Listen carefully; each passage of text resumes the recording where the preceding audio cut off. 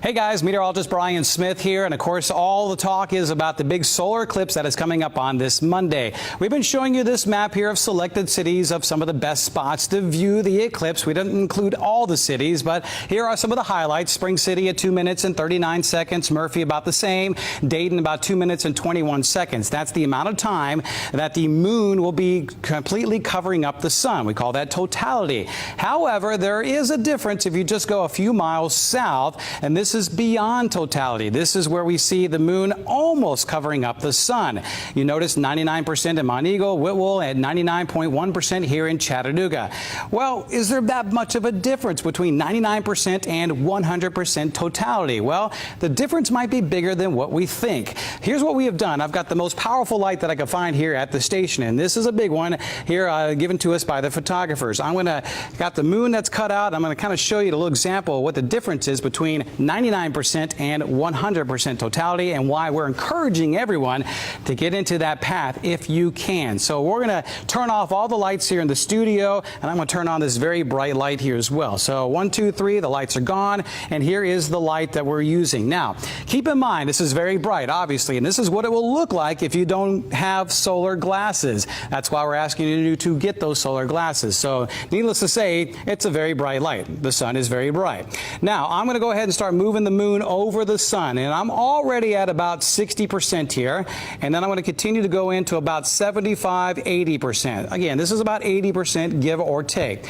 Now, as I scoot this up a little bit more, now we're getting into about 90%, and now we're getting to about 99%. Now, look at that. You see that one little sliver there, those rays. We call that a diamond ring effect, better known as Bailey's beads in the world of astronomy there. So that's what a lot of us will end up seeing here at 99%.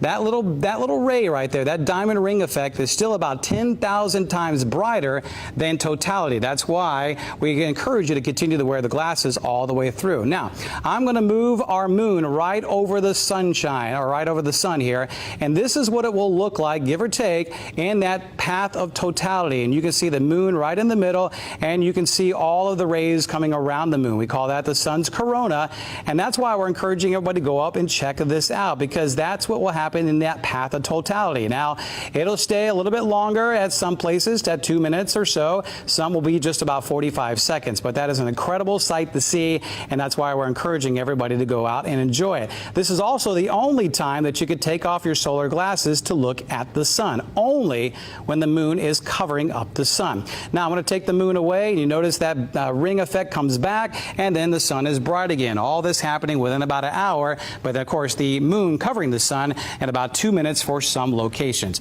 I'm going to turn off the light here. We're going to bring up the lights in the studio, and again, this is why we're encouraging folks, if you can, to go into that path of totality. But still, it's going to be an amazing show if you can't make it there, because it's going to get pretty much dark everywhere.